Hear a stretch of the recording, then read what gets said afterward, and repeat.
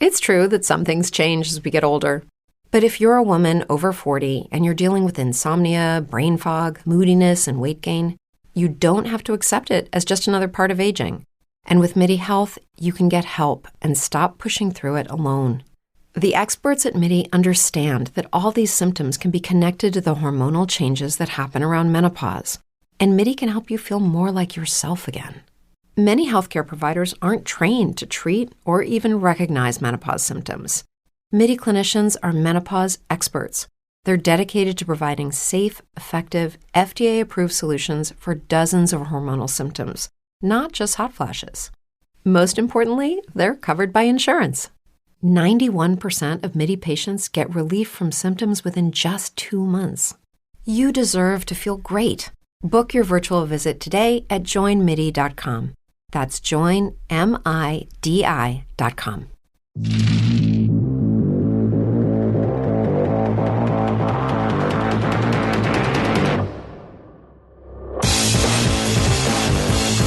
Welcome to Critical Hit, a Major Spoilers podcast. Thank you so much for downloading and checking us out this week. We're back. We spent some time learning about spaceships and the roles of spaceships and upgrading our spaceships. Kevin, where are you going to take us this week? I think we're going to go to space. Yay! Shocking! Space. Yes. So your upgrades last time On Critical Hit. were in order to prepare you and your ship for the race that you are about to run, the redemption race, the round that should get you back in the good graces of the Drifters executives, such as and the mysterious power brokers behind the scenes like Eon Soljet and Team Electrum. But you have to run the race first. So you guys had done your upgrades on Verces. You had your little crew ready to assist with repairs should that come up. But and before that, you met with Team Electrum and discussed the fate of your collective enterprise here, and whether you were destined to be faces or heels, and you came to some sort of accord with them, but none of that matters unless you guys can pull off a win today. So we're going to go ahead and cut to the race. You guys have been given coordinates that Rain sends them to you, but unfortunately they're no, she didn't get them ahead of time or anything like that. So they're out in the middle of nowhere, technically in Packed World space, but just in some like a debris field of asteroids and nebulas, nothing, no inhabited worlds or anything like that. And that is where you are all supposed to meet. We warp in out of subspace and our light speed engines cool down. You drift in out of that's it. Space. Yep. And we eject our arrival fireworks. So I'm going to derail you here for just a moment, Kevin. There was some interesting talk in our Discord server from our listeners who listened to the ship's combat explanation and the upgrade information, and they said it feels like a lot like, I think they said, one of the Star Wars games that kind of does this exact same thing, and they thought that was rather interesting that there was that similarity in ship build and ship flight and that kind of stuff that people use. Yeah, I mean, I've played a couple of the Star Wars RPGs. I do like how much, like how central a ship is to Starfinder. I mean, you could definitely play Starfinder without having a ship, for sure, but they allocate a huge amount of the core rulebook to ships and ship combat, and it's a whole different thing, and I think it's really cool. Yeah, definitely. I say that now before I run this for you. Ask me again afterwards. I'm gonna have a migraine. I hope Well, not. we are all ready, but yes, we hope we do not give you a migraine. I kid because I love. But it is always it's tricky when there's a separate system, right? Like that's an ask for the players. It's an ask for the DM to like know a whole additional set of rules. Mm-hmm. Fortunately, like whenever you can kind of blend things, like the ship has an armor class. It's like okay, cool, fine. Yeah, and the fact that our skills impact directly what happens to the ship. Right. Yeah. I make a skill check as my character. I make an engineering check and I fix the thing, reallocate shields or whatever. But you guys are pulling up and you see ahead of you a very strange racetrack. So it's going to be described by our hosts here in a moment. So I'll save that for you. But it's in the middle of space. It's not near a planet. There are asteroids and some space gas kind of wandering about. But it is very brightly lit, and you can tell where you're supposed to be stationed. Near, again, one of those giant electronic checkered flag beginning signs where the other ships are pulling up. Is there a little guy in a cloud that says lap 1? Yeah, exactly. All right. Anything that you guys discuss amongst yourselves? We need to check our blue shell allocation. Now be sure to hit the gas on the second light. I'll be like, kind of look to Hecubine and be like, should we give a inspirational pep talk to the team before we start? Yeah. All right, everyone. Due to circumstances out of our control, we were knocked out of the race, but by exercising an immense amount of free will and also getting corporate interests involved, we have managed to essentially worm ourselves back into this. And as the mighty worm burrows deeply into somebody's thorax, we will also burrow deeply into the thorax of this race and win it, which I guess would be like not killing the host. I'm a little bit... Amu, how do worms work? Which We'll kind? be burrowing into their hearts. Yes. They're the hearts of the public and also the hearts of our sponsors, and most importantly, into the heart of gold that is the money at the end of this race.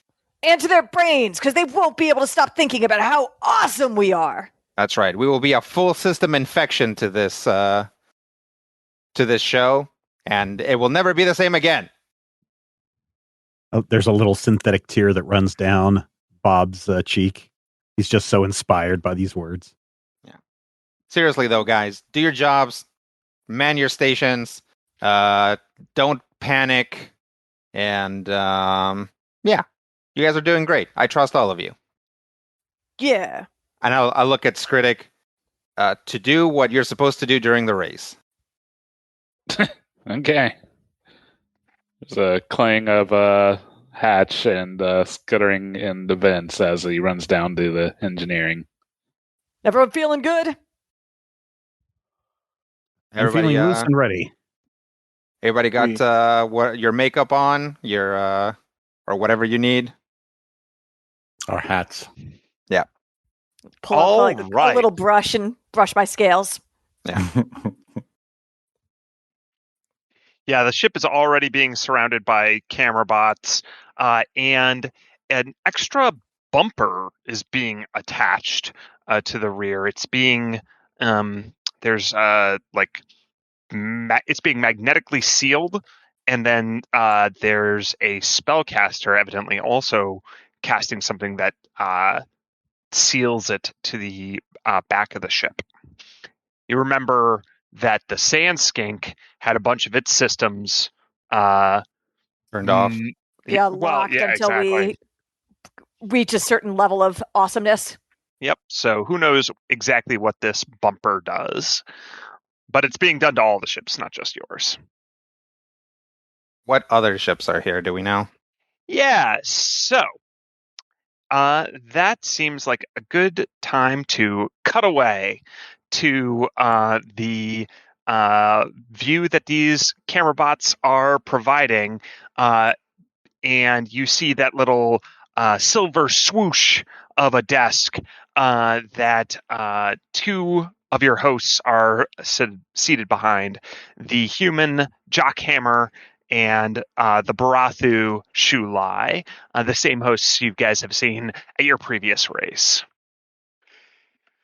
Hello, everyone, and welcome to the 27th season of Drifters, the galaxy's only infosphere show with Pain Demon set designers on staff.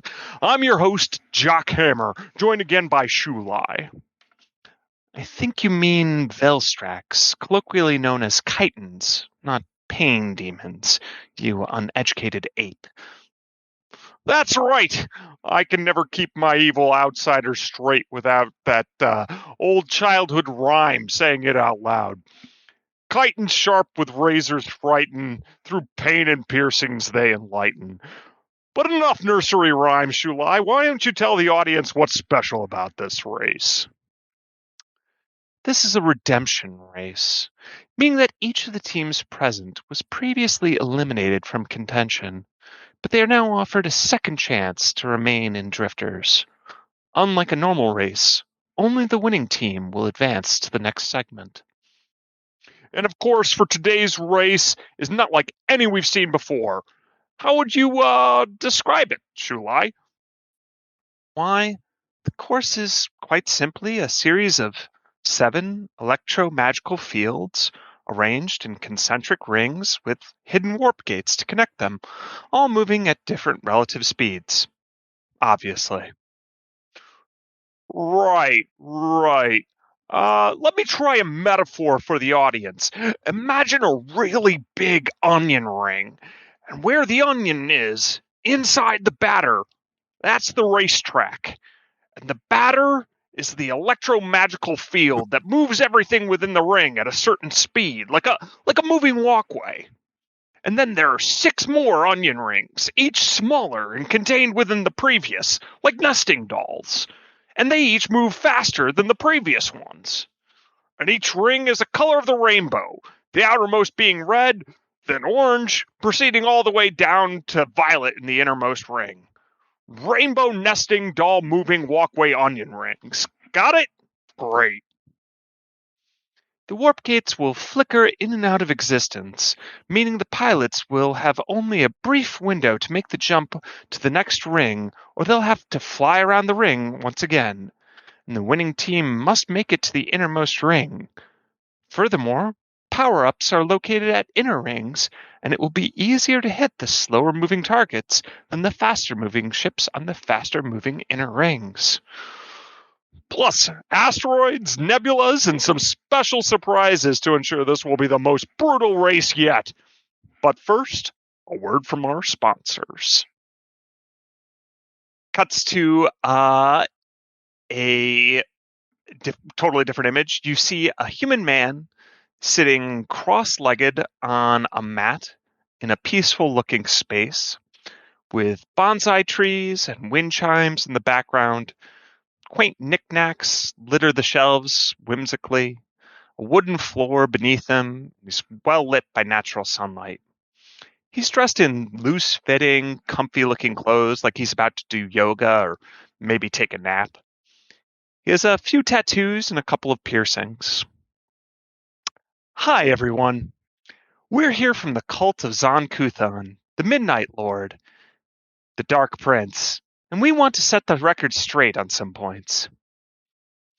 It's not true that Kuthites experienced the worst pain of their lives upon joining the cult. He turns to the side camera, and he is now completely lit differently. There are shadows accentuating the dozen spikes that are running through his face and hundreds of scarification marks on his body. He's dressed in leather stained black with blood. The sounds of the chimes in the background have been replaced by chains clinking together. The bonsai trees are instead prisoners hanging in gibbets, cages where they might be pruned.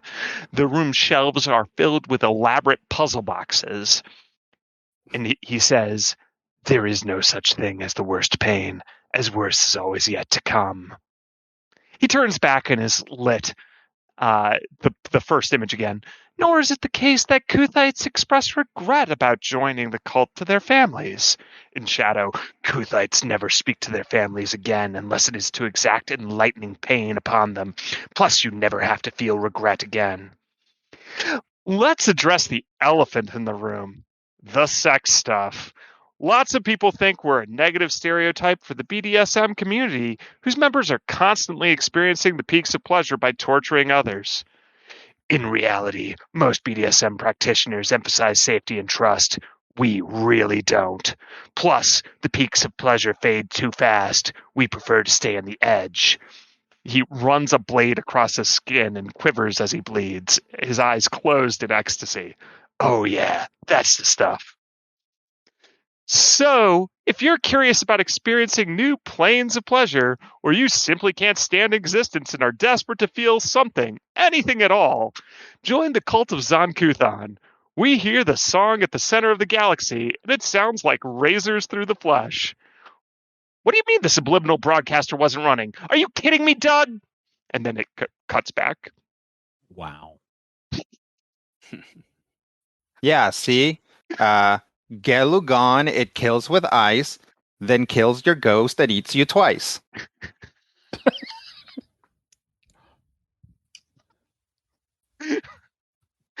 Oh, thanks, Rodrigo. I Oh, thought everybody knew those rhymes. the evil outsider rhymes. But to answer your original question, there are three. And at the end it says, "Go team immense tomorrow," as the ad ends. There are three other ships stationed here with you. There is, for each team, the new team, Rust Dragon. Their ship, the Umber Wyvern, is a heavily modded ATEC Resolute heavy freighter. So it's larger and slower than the Squeaky Clean. It's blocky, orange, white, and brown colored. It definitely appears to be more heavily armed and armored than a standard issue freighter. Notably, it has a ramming prow built into its snub nose, so you probably want to avoid that. And as I go through these, I'm going to show you them on Roll20. So that's what the Umber Wyvern kind of looks like. Nice. Neat. Team Immense Tomorrow, they are flying the Celebrant of Darkness, a creepy-looking ship, giving the impression of an arachnid, like a tick, backlit in purple with chain-like grabber claws below the main body. A starship aficionado like Bob could recognize that this is an Eclipse Innovations Antumbra Overseer model, which just means that it has a durable hull, a heavy weapons complement, and would actually be very difficult to hack. They have systems that are designed to like electronic countermeasures. So that is what the Celebrant of Darkness looks like. Scary. Creepy. Ooh. And then you might remember this team from your previous race as well, Team Hivemind, the Formians.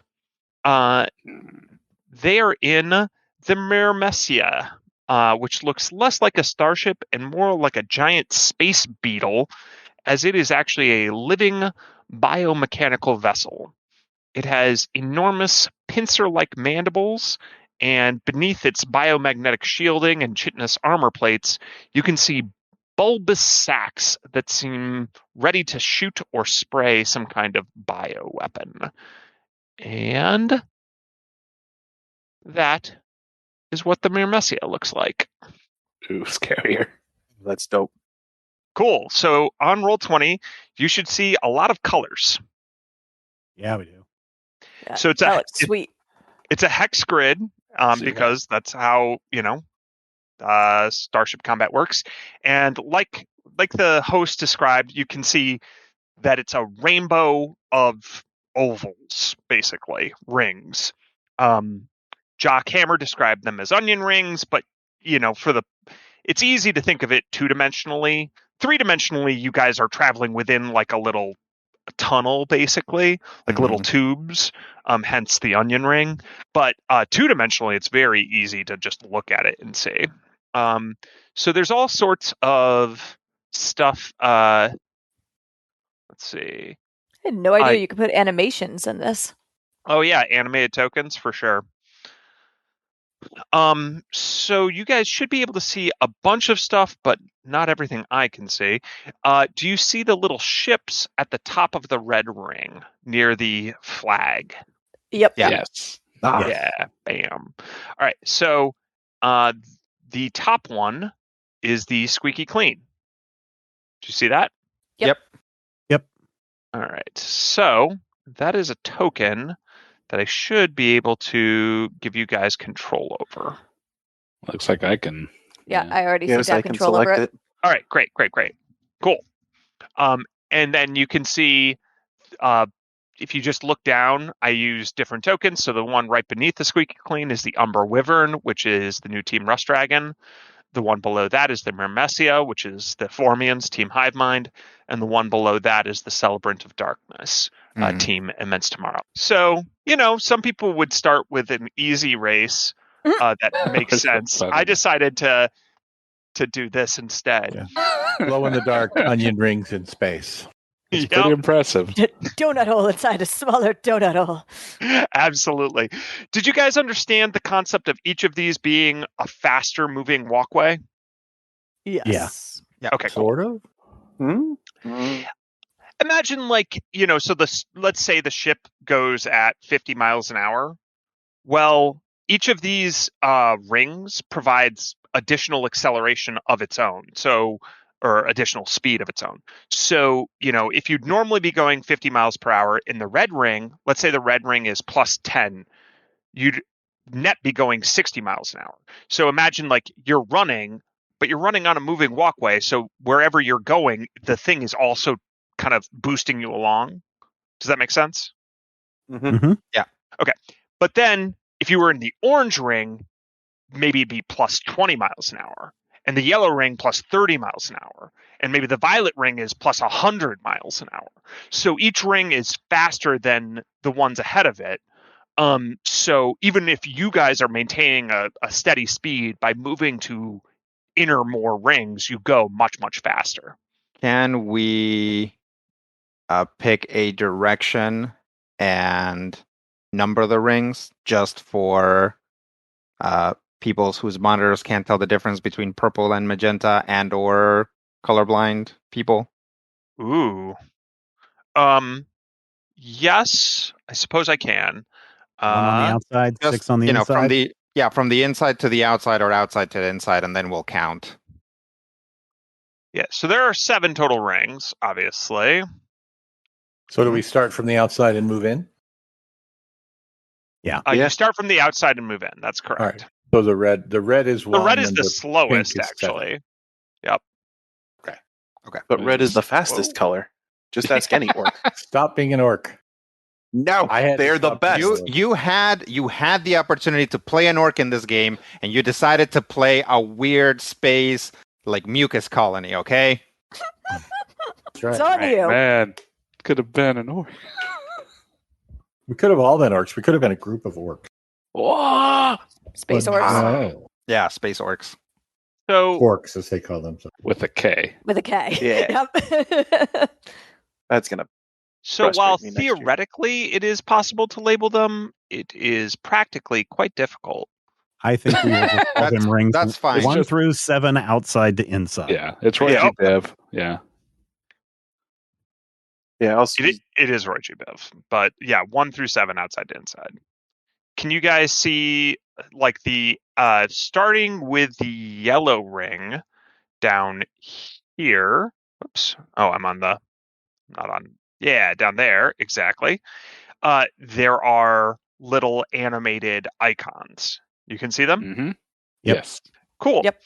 Each of those represents an upgrade. Oh.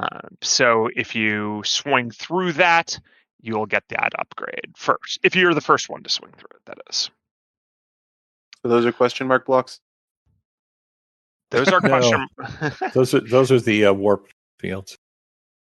Where you're like, whoosh. So the warp gates that Shulai mentioned, you don't actually see. Those are currently all on the GM layer, so you don't know where she said they're hidden warp gates that move you from one ring to the next. So you'll have to find them as you go. You guys see the asteroids that are kind of littered throughout the map?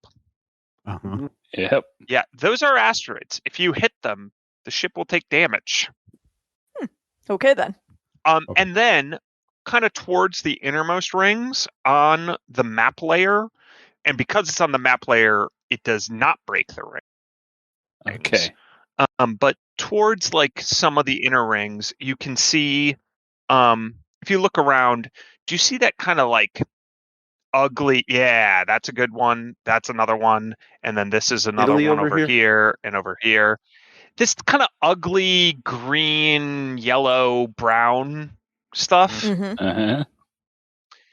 That is nebula. That is space dust gas. So it's not as bad as hitting an asteroid, obviously, but there might be your sensors might not work or stuff like that. Fun. Rude. It's a good place to hide, for instance, if you're trying to hide from ship fire. So Yeah, Khan can never find you in there. yeah, that's right, because he thinks two-dimensionally. Exactly. Any questions before we get started?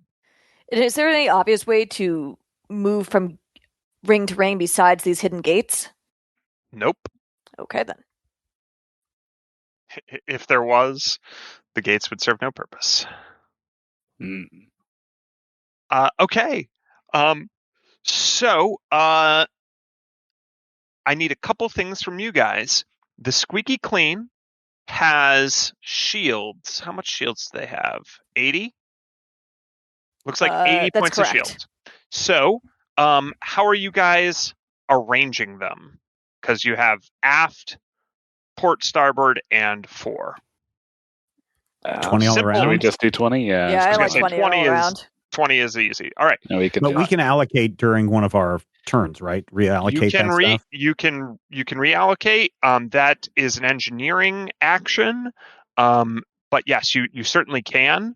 Let's see here. First of all, when you take the divert shields action, you restore shield points equal to 5% of your PCU rating, which is good. So PCU rating of Squeaky Clean is 250. What's 5% of 250? 12. 12. So you heal 12 whenever that action is taken, up to once a round, I think. And you can distribute the restored shields across the 4 quadrants as you see fit. Plus, I think I mentioned before in the previous when we did our rundown previously, you can always basically steal shields from one quadrant to give to another, but you can't reduce the one you're stealing from below what you would give to the other, if that makes sense.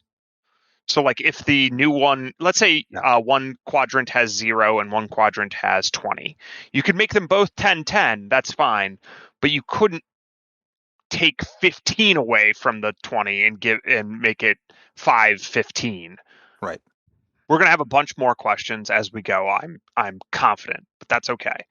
Anything else right now? One question. I was looking at the ship, the roles where it says there are sometimes actions that require you to spend a resolve point. Is that the person who is using the action? Okay. Yep. That's what I wanted to know. Yep. You have to spend the resolve point, which is okay. It's good that they have that as an option. Does anyone want to jump into specific positions before we start, like weapons or? Well, Kevin had Just- said that he's not going to be too pressured into like specific positions. Okay. Exactly. Critic already took the Jeffrey tubes to the engineering bay. Yeah. Yep. I'm not gonna. I think it's more relevant for you guys to think about what actions you want to take, and note that there are certain actions that can only be done once. So, like, you Yeah. can't have multiple people pilot at the same time. The ship only accelerates so much. So I don't mind if people jump from the guns to go to the nav computers to go to, take a magic check. None of those bother me at all. It's just that you should be kind of more aware of what actions you want to take. Then we're going to go ahead and get started. So we're going to start off with the engineering phase of round one. So these are the sorts of actions that can. The shimmering checkered flag is shining. There are fans in ships nearby, all shouting at you guys. Your infosphere connections are going crazy until they get locked down, such that you think you're able to broadcast out, but you can't pick up what others are sending in, which makes sense because that could easily lead to a whole bunch of cheating.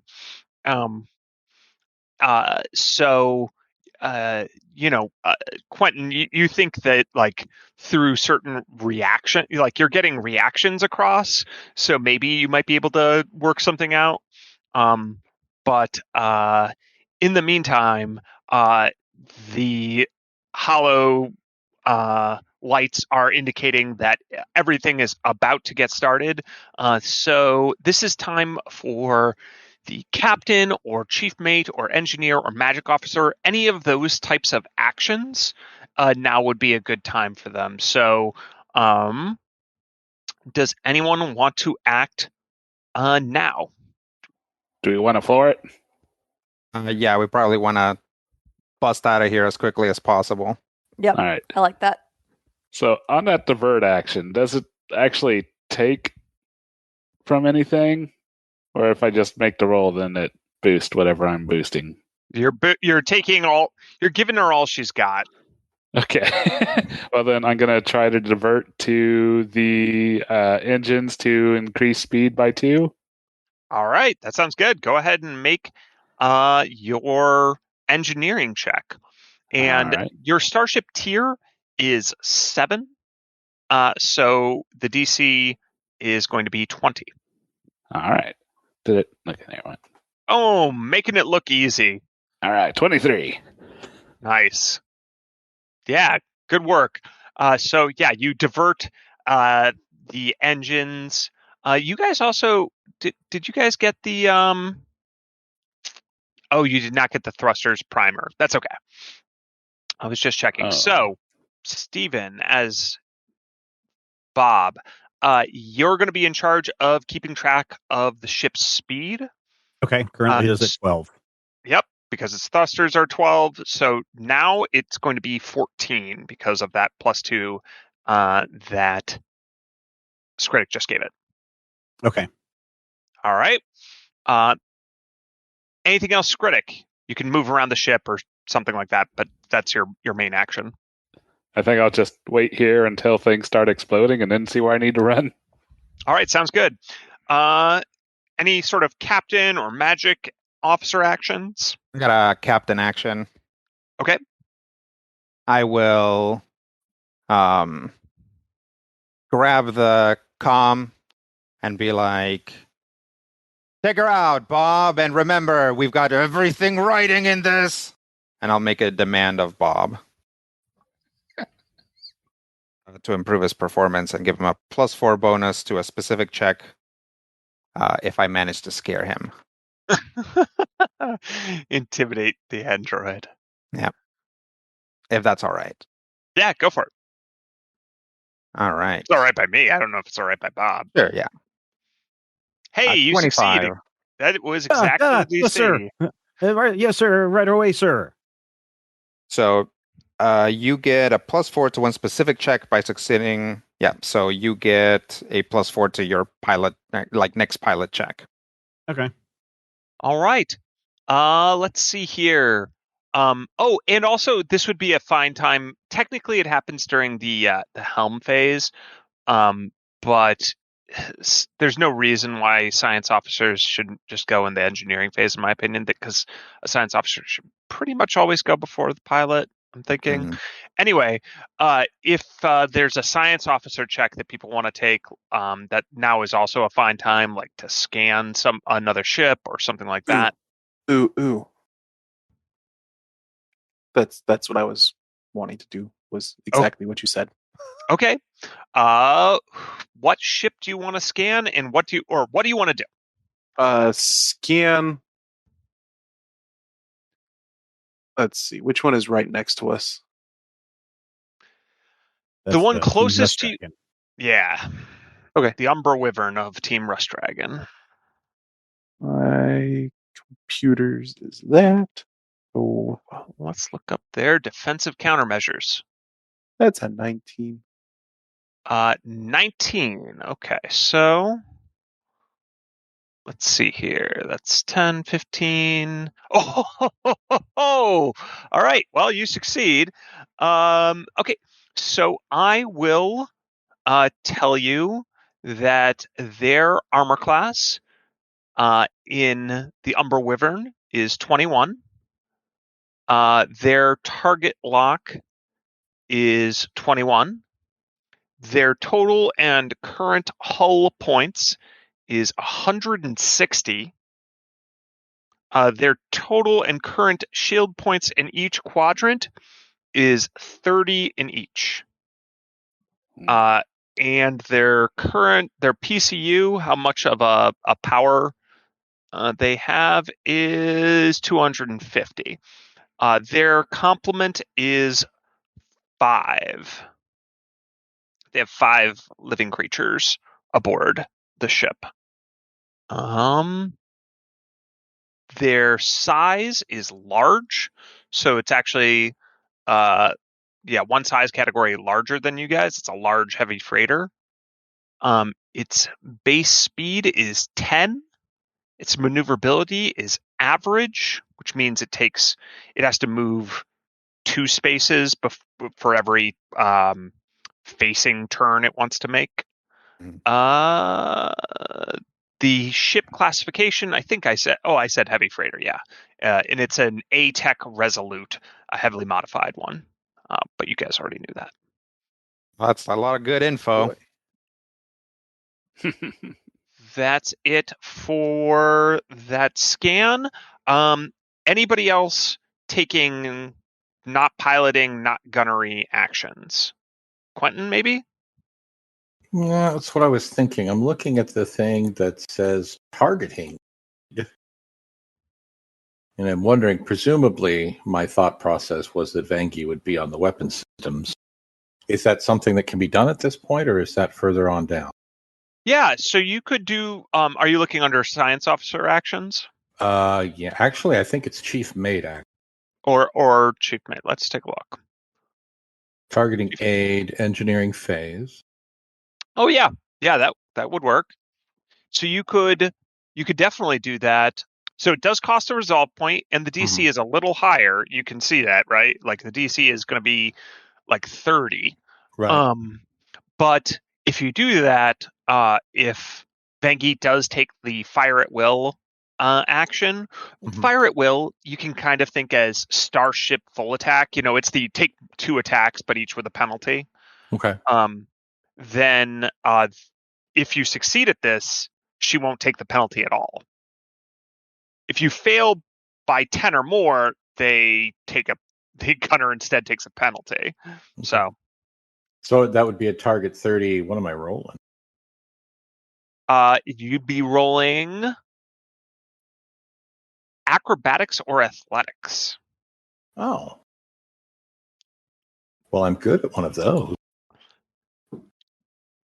You're literally assisting with the targeting, not via computer, but via yourself. Right. Physical process. If you want to use computers, there's the lock on action. Yes, there is. I'm There is a actually lock better at on. acrobatics than computers. Oh, nice. I'm sneaky. Yeah, let me try that. So I roll that, and then I would, if I make the roll, I spend a point, or I spend Well, the you point. spend the either way. you spend the point either way, and Okay. then you make the roll. All right. Well, let's do this. Blah. I quit. Oh. All right, and you fail Well. by 10 or more. So, Oh, no. Vangie, Quentin's help is not really help. It's in fact Oh. a -2 penalty to gunnery checks this round. See, that's why I wasn't going for those kind of actions right Yeah. now. She'll say, maybe next time hype up the crowd. That seems to have misaligned things. All right.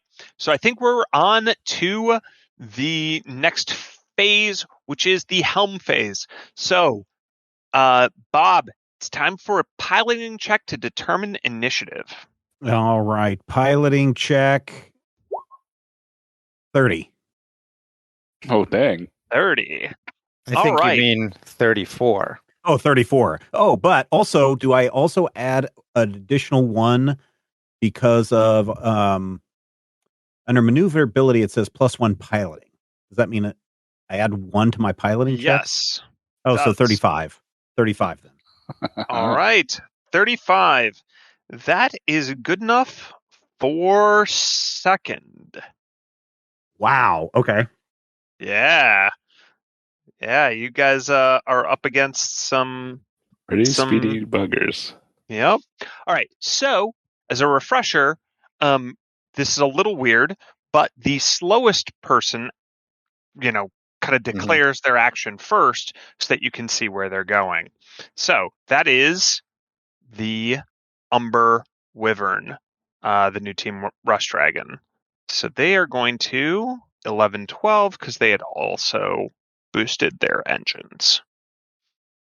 So that is where the Umber Wyvern will wind up.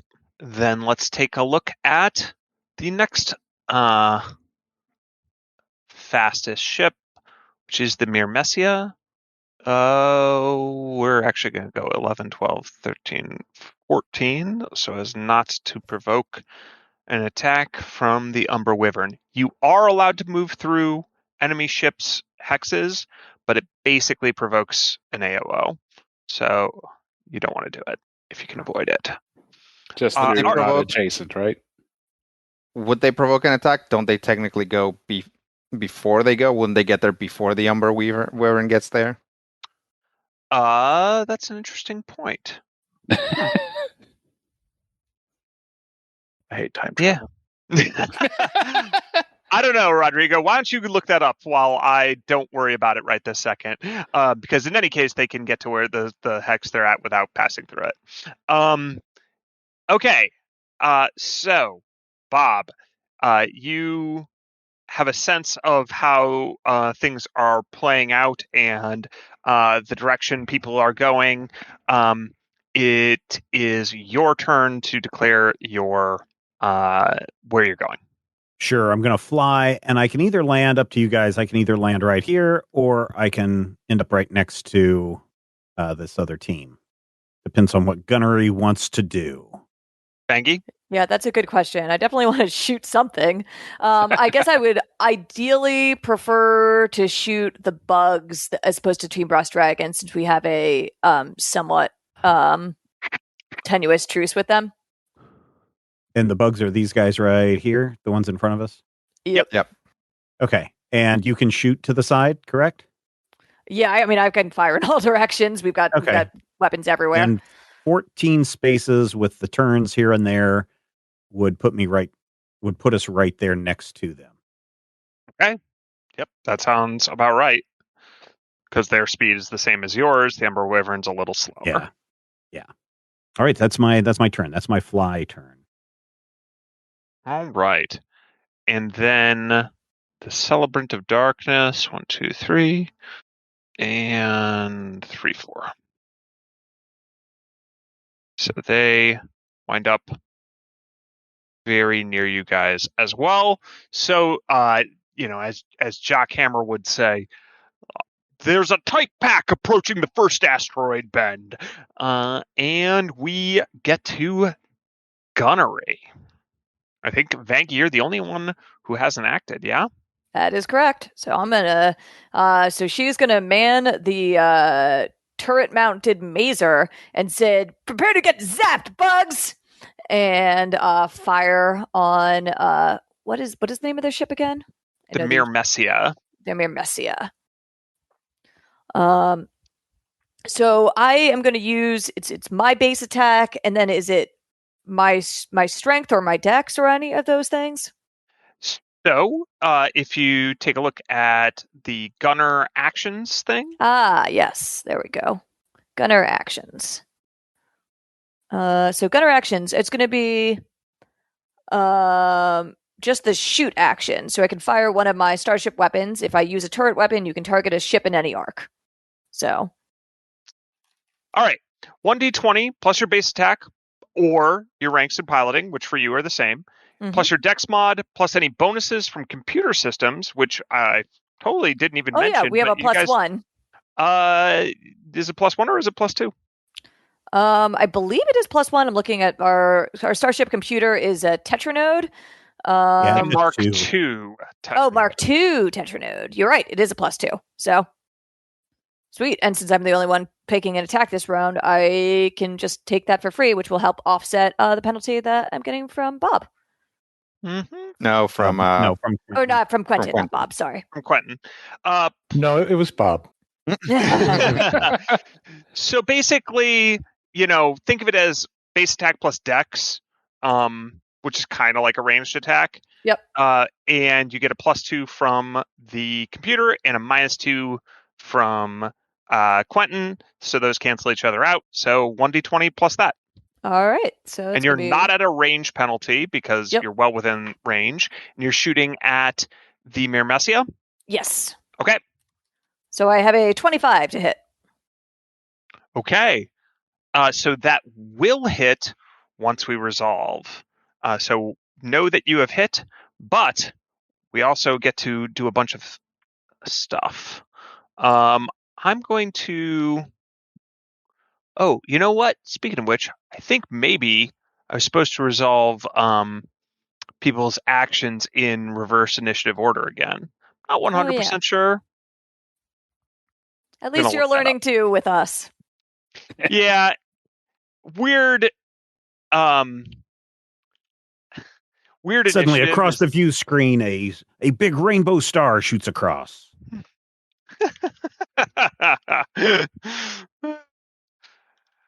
All right.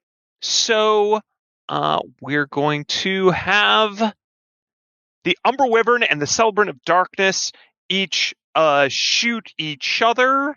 The Umbra Wyvern is actually going to...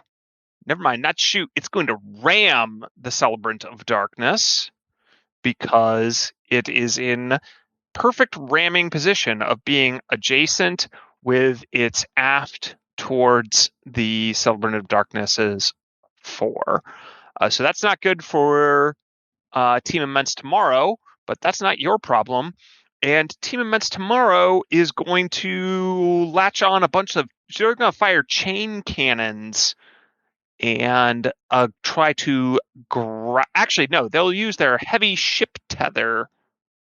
No, they'll just fire chain cannons at the Umbra Wyvern. So those guys start blasting each other, but you guys don't have to worry about that. You've picked your fight, and it's with the Formians, who will respond in kind. They will launch from one of those bulbous sacs. It almost seems to vomit forth a cloud of spores. I would like to remove 3 words from that last sentence. Cloud of spores? Bulbous sac vomit.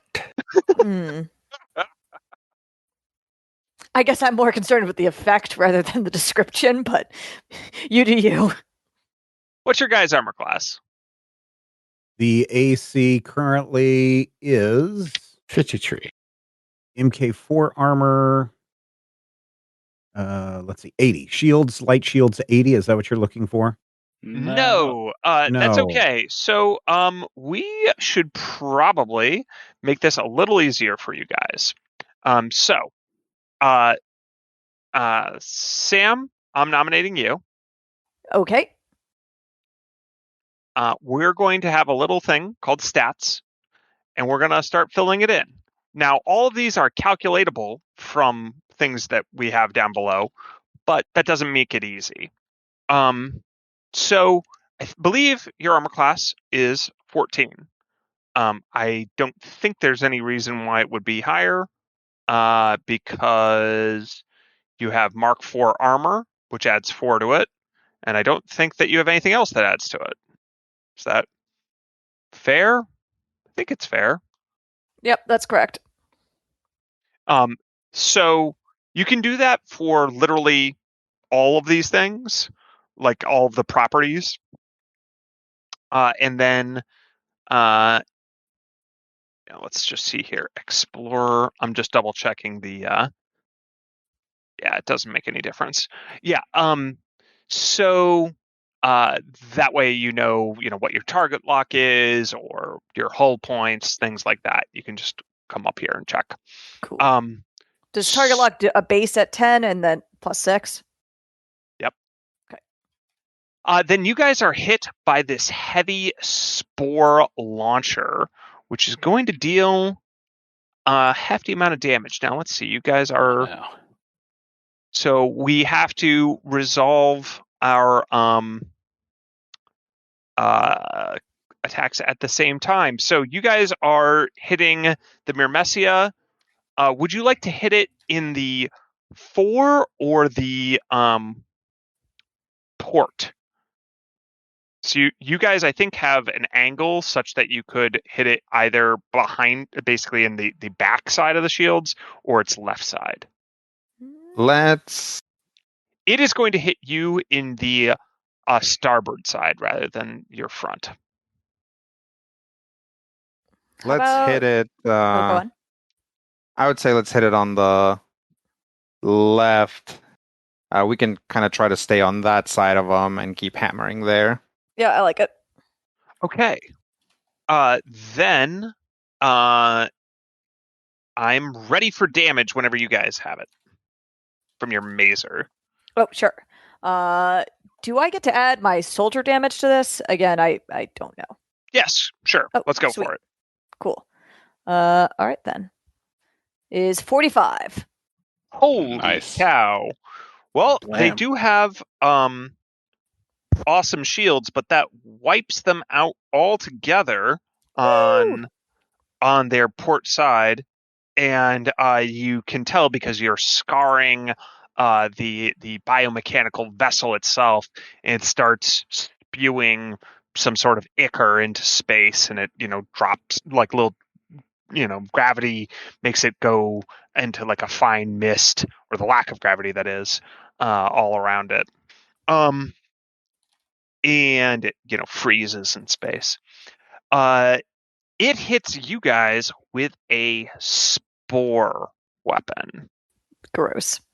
Yeah. Don't like the sound of that.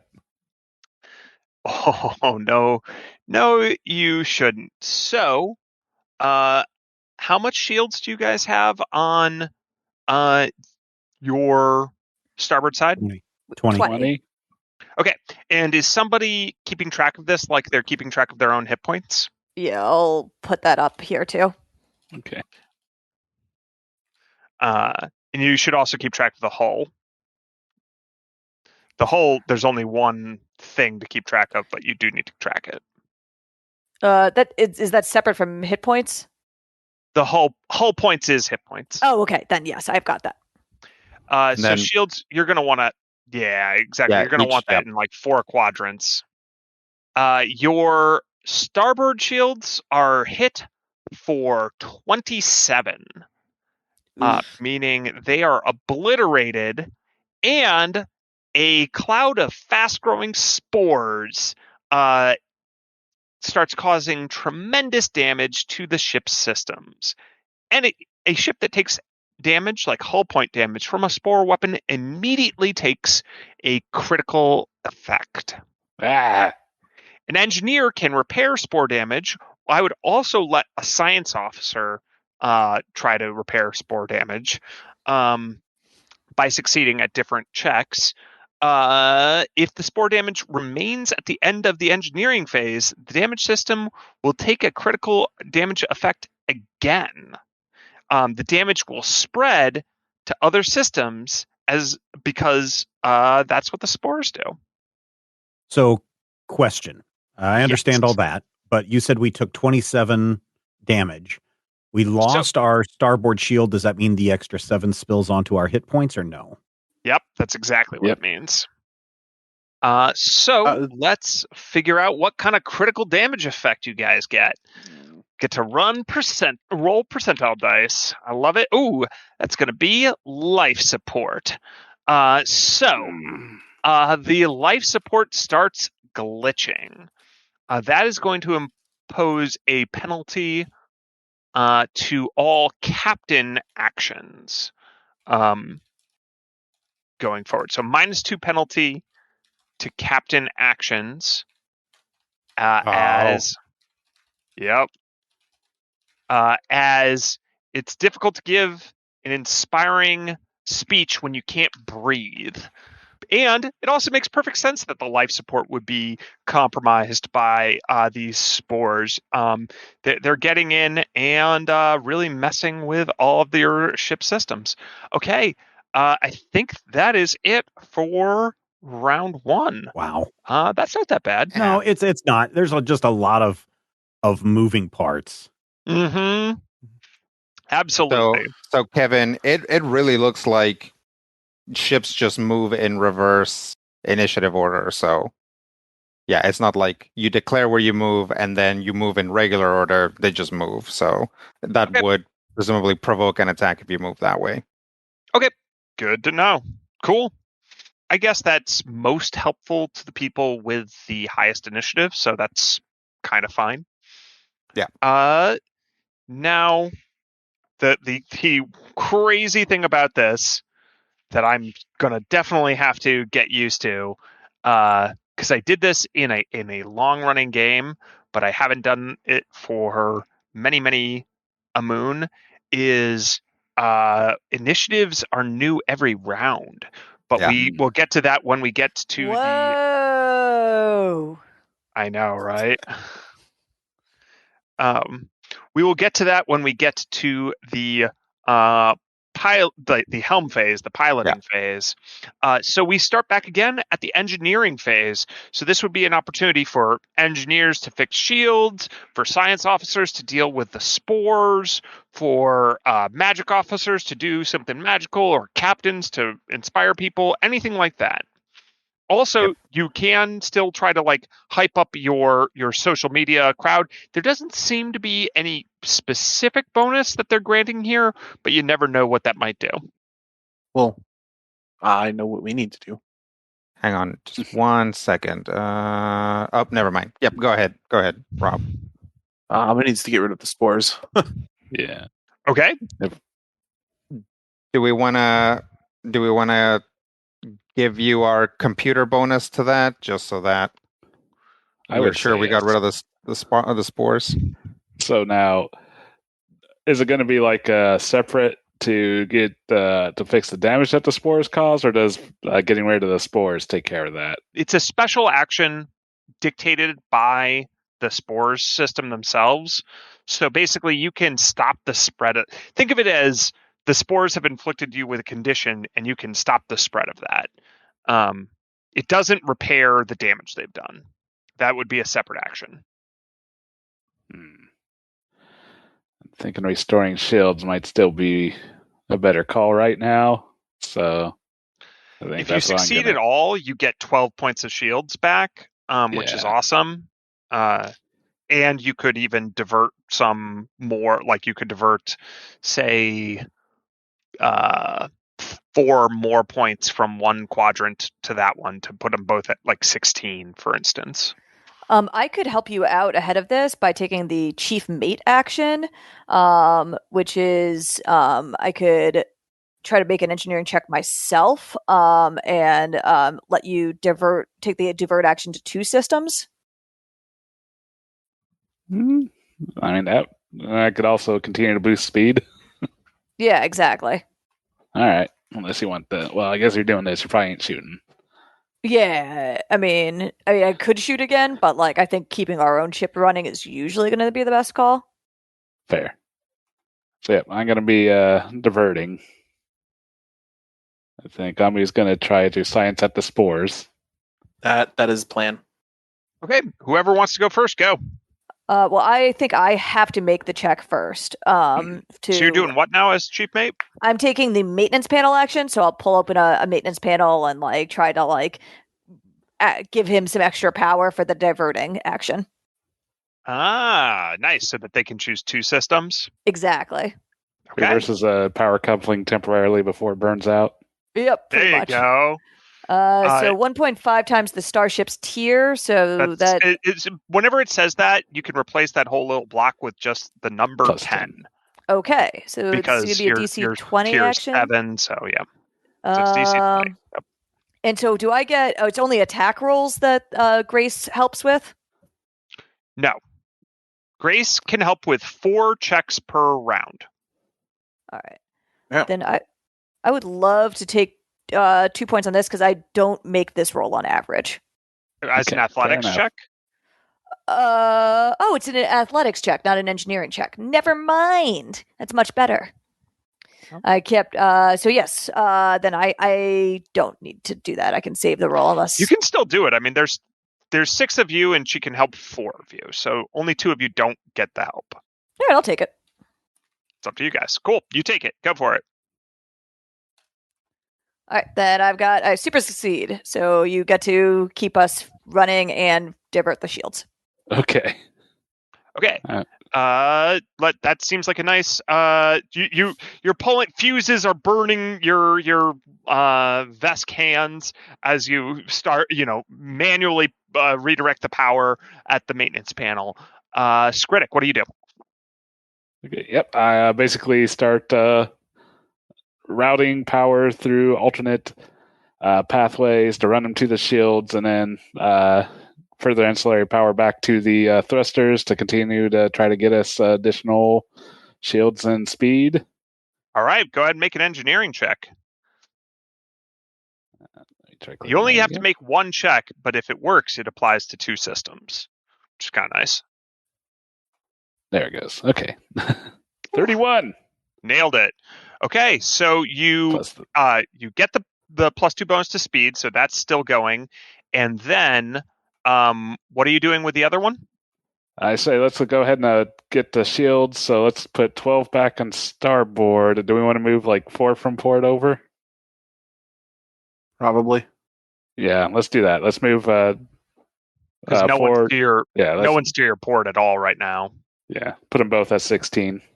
And then Amu, you were going to divert the spores.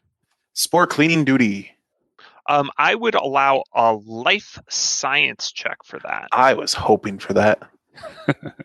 You're like, spore cleanup duty? I was born ready for this. I'm still going to have Ami use the plus 2. Okay. From Grace. So that's the second use. Yep. Yeah. I feel like this is a kind of important role and I don't want to screw it up. Yeah, because it's going to otherwise just start spreading through the ship and start dealing more critical damage effects. I quite like spore weapons, by the way. I was very happy.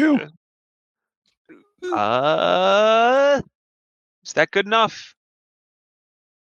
Yes. Yes, it is.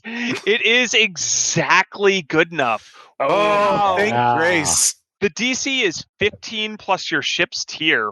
Whew. Ooh. Wow. Oh, it's not tier and a half?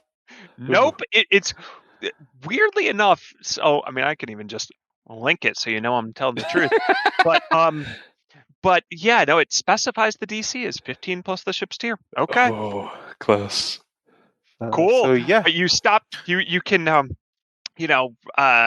replace the filters and the life support.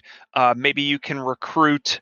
Yeah, the What's plan his was grab some samples, analyze them real quick, and then send Squeebo in there. Nice. To clean. Yes, exactly. That makes perfect sense. Cool. So that's 3 of you. Does that? Do we still have the captain action penalty? You do. It does not Okay. fix the critical damage Critical effect. Okay. That can Well- be done for what it's worth. That is another action that can. It's called. Although it's really tough. I assume it's also an engineering. It is an engineering action, and I don't think you guys can actually do it. It requires 12 ranks in engineering to do. Okay. Oh. There's a thing called. Here's how it goes. There's a thing called hold it together. But that only yeah. lasts a very short period of time, so you probably don't want to do that. And nobody did this round. Yep. So yeah, Or you there's a would take a quick -2 fix. penalty. Okay. In that case, Hecubino will hit a little button and put on his helmet, so he can breathe a little better. And then he, instead of socially trying to get Bob to do better, he's just gonna lend him some processing power and just runs over and just puts his hand palm out right on top of Bob's head. And will attempt a magic officer action of precognition. Nice. So I'm going to try and give him a bonus to his pilot check again. Okay. And I'm not going to take the grace bonus because he can have that. Reasonable. So this is a mysticism check, I think. Yep. 24. Yeah, that succeeds. All right. So I'll connect my brain to Bob's, but definitely not to the what is it called, the hypercortex. So definitely, I'll connect it to Bob's forebrain.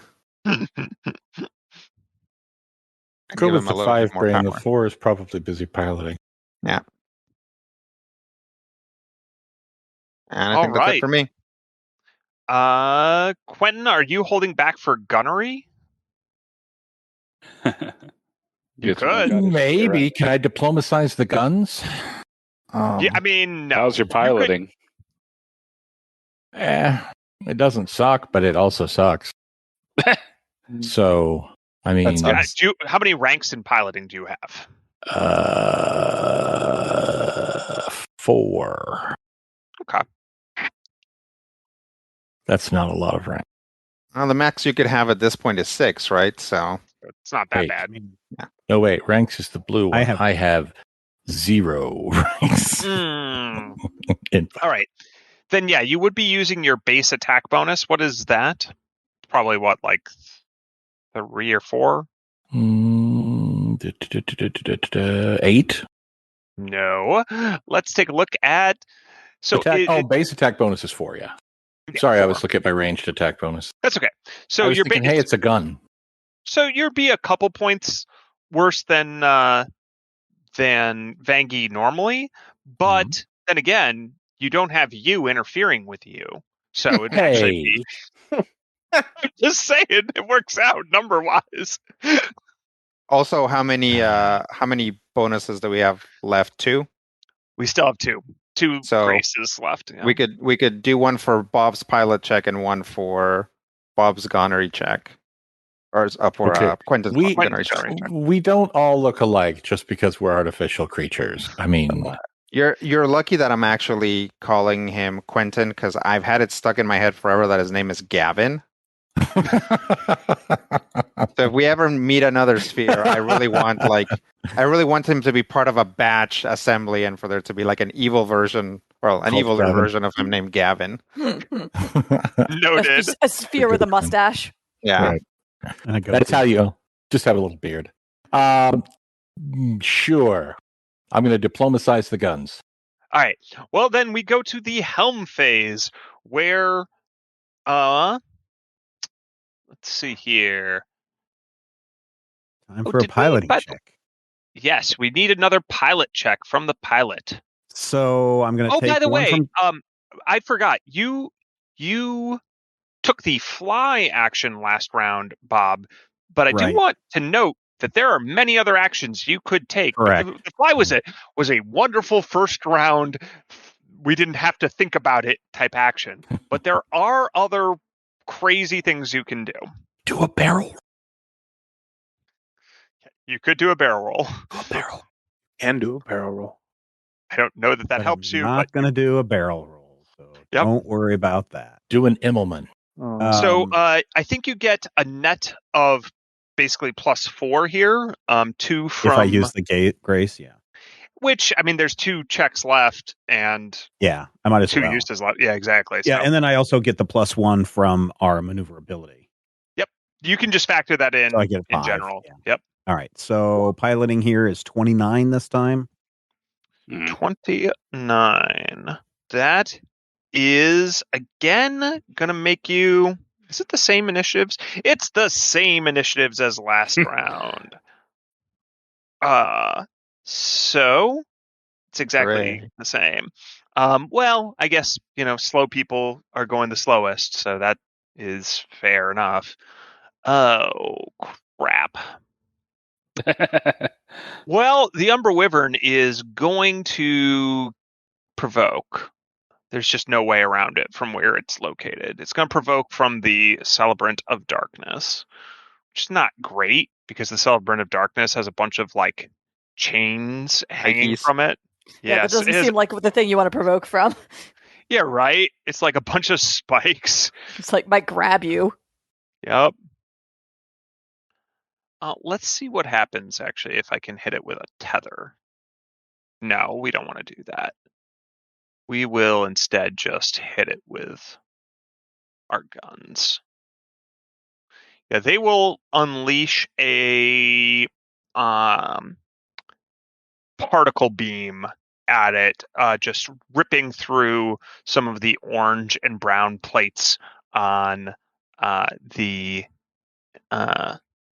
Umber Wyvern. It does look like they're able to target any quadrant of the ship when it's passing through, which is really annoying for the Umber Wyvern because it's got decent shields, except at the front, at its aft, because it rammed the, or 4 rather, it rammed the Celebrant of Darkness last time, so it's being targeted there, which means the particle beam is just ripping into its hull. Anyway, I'm sure you guys care deeply about Red Iron and his crew and all of that. We don't not care. Yeah. I mean, they're like the people who are closest to you. Yeah, we know their names as opposed to, anyone else in this race. Yep. I'm not even sure that the Formians have names. Right. They do also take some damage from flying through the asteroid belt, as it's really difficult to make these turns with their maneuverability. That's where they wind up. Then the Myrmecia. Oh, geez.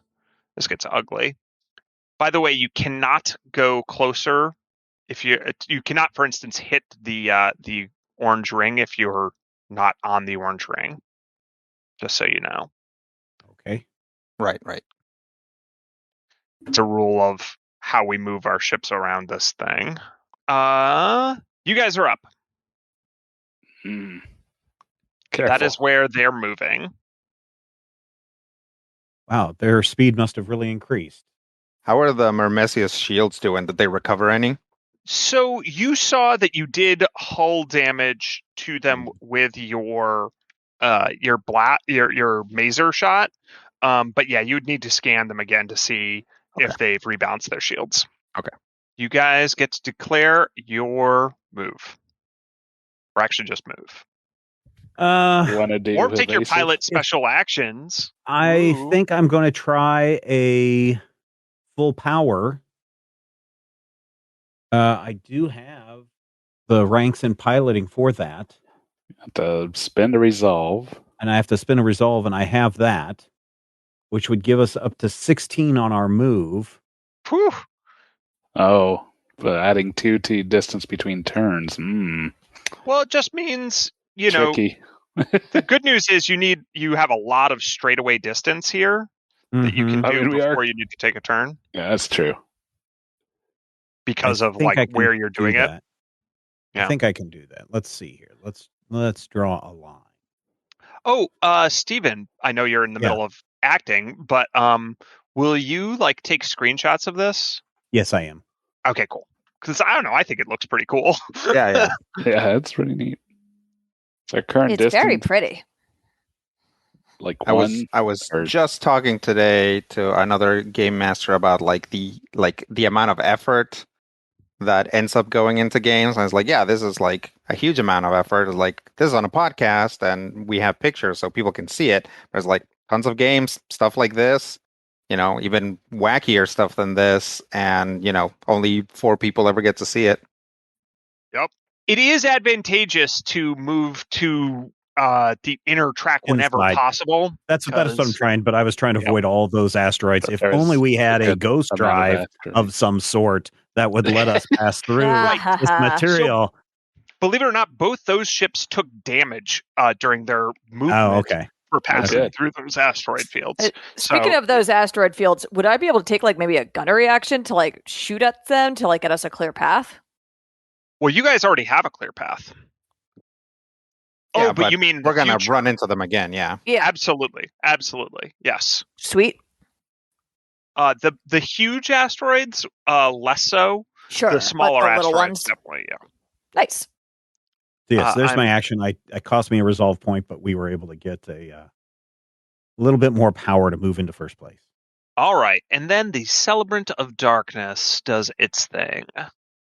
Man, these asteroids. Do we not get an extra 6 movement? Oh yeah, I only gave you 2 squares of extra movement. But you should get way more than that, right? Yeah, 4 more. Or I'm assuming the 2 boosts that I give it doesn't count, right? Right. So you should move what? 4 more. 4 more squares. 4 more hexes. Can I move right here? Yes, you have moved enough in this direction such that you could change your facing. So let's do that and go 1, 2, 3, 4. Yeah. Like there? Yeah. That's what I'm talking about. But you do have to run through some asteroids to get there. See those little asteroids? Oh, yeah, there's a little tiny one. That's okay. I think it's worth it.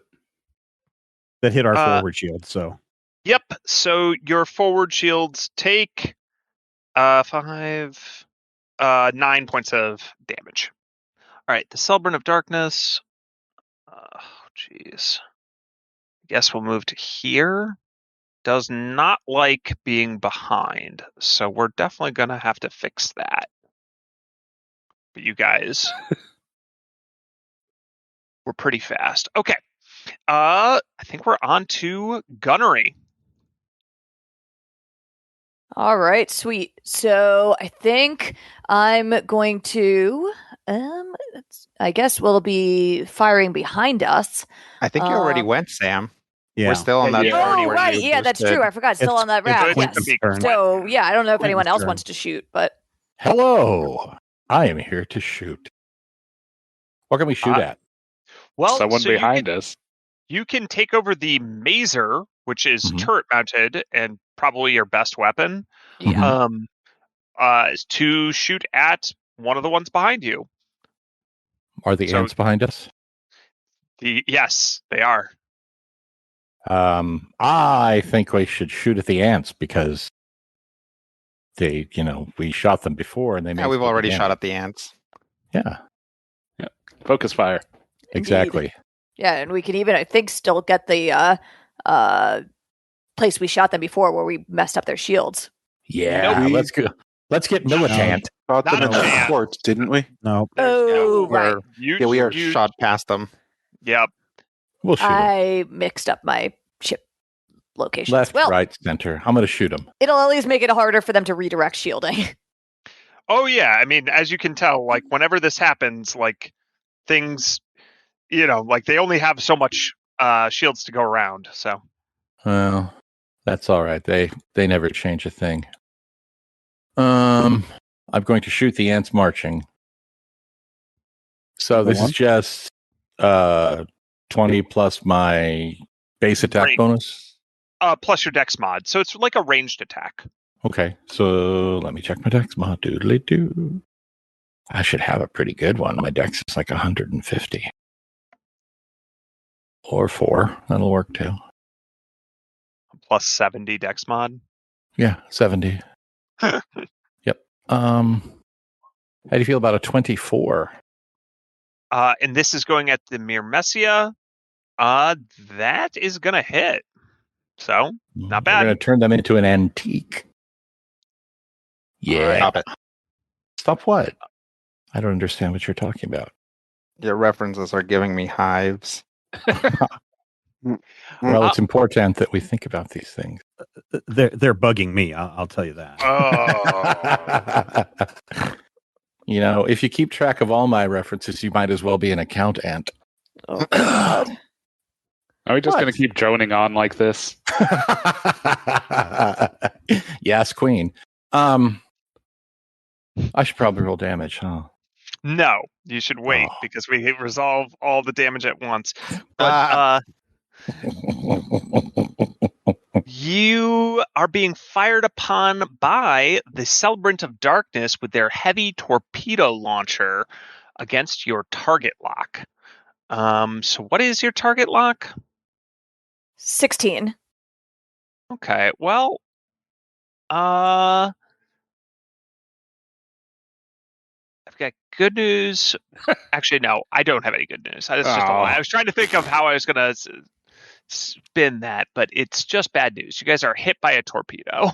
Oh no! Do we get cover from the fact that the torpedo has to go through asteroids? Oh, yeah, I like that. It does. So, we will say that ups your target lock by 2. Which means it blows apart behind you on an asteroid. Well done. Do we still take any damage from it? No, you don't.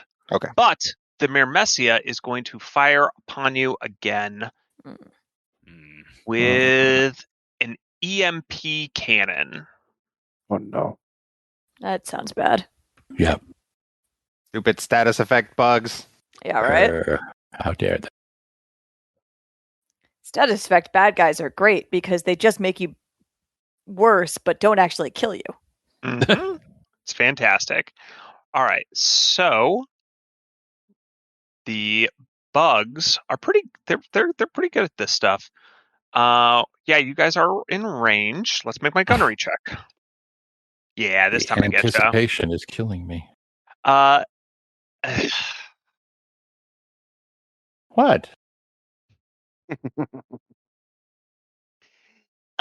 And they're going to get you. So, you guys and the Umbra Wyvern is going to shoot the Celebrant of Darkness with their heavy laser cannon because those two are in a little fight.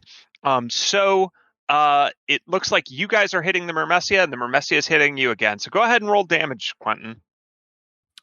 Okay. Give me a hint as to how many damages I'm rolling. You are rolling. What did you use? What did you shoot with? 60-10. The mazer. Yeah, 60-10, the mazer. 60-10, I don't have any bonus. Correct. Swing, 31. Oof. That's pretty good. Yeah, that's going to blow apart all of their 4 shields and deal them some more damage. Let's take a look and see. I knew when they took a small amount of damage that they had not suffered a critical hit effect, but now they have. Yeah. So, Quentin, why don't you roll percentile dice for me? Percentile? I feel, yeah, anyone who does the damage gets to roll the percentile, that I sounds think. legit. 2d10 or 1d100? 1d100, which is Okay. the same as 2d10 if you want to. But is it? Yeah, but it just tells you the number as opposed to you having to. 17. 17? Yes. Okay, so you have damaged their sensors, which applies to science officer actions and like their ability to scan, maybe navigate, things like that. Darn, I was aiming for the engines. I was hoping they'd be venting antimatter. Okay, and they hit you with the EMP cannon, which means we will randomly determine a ship system, and it's going to Wreck it. wreck it. Yes. 64 is the engines.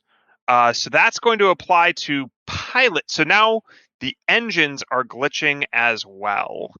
And that's a Don't do that. -2 penalty on piloting checks. You think that could be repaired for what it's worth because it was inflicted by this status condition. I think that's the end of the round, yeah? Everybody's gone. Well, we have some bonus surprises, as previously mentioned by Chuck our Broadchest. hosts. There are mines, that are hidden in the asteroid field that start to follow you. Oh, no. They look like they're boy. being magnetically pulled by your bumpers. Oh, nice. So they will go to the nearest 1, 2, 3, 4, 5, and blow themselves up.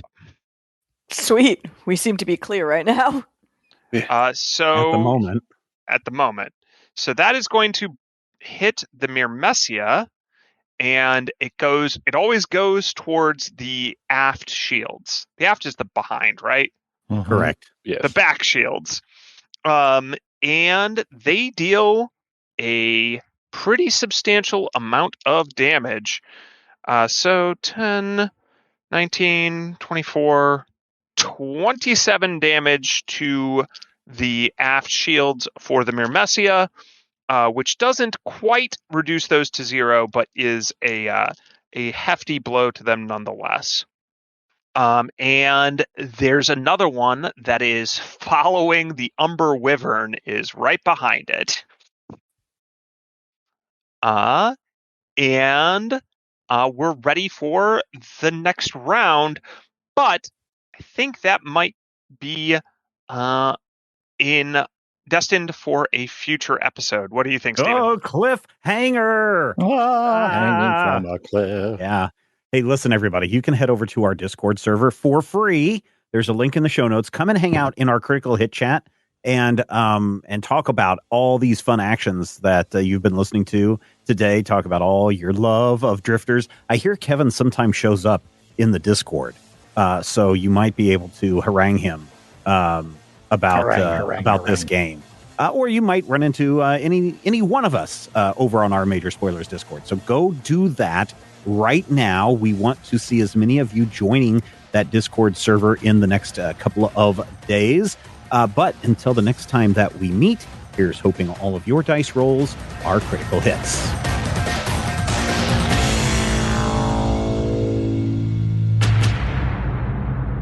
This podcast is copyright 2021 by Major Spoilers Entertainment, LLC. It's true that some things change as we get older. But if you're a woman over 40 and you're dealing with insomnia, brain fog, moodiness, and weight gain, you don't have to accept it as just another part of aging. And with MIDI Health, you can get help and stop pushing through it alone. The experts at MIDI understand that all these symptoms can be connected to the hormonal changes that happen around menopause. And MIDI can help you feel more like yourself again. Many healthcare providers aren't trained to treat or even recognize menopause symptoms. MIDI clinicians are menopause experts. They're dedicated to providing safe, effective, FDA-approved solutions for dozens of hormonal symptoms, not just hot flashes. Most importantly, they're covered by insurance. 91% of MIDI patients get relief from symptoms within just 2 months. You deserve to feel great. Book your virtual visit today at joinmidi.com. That's joinmidi.com.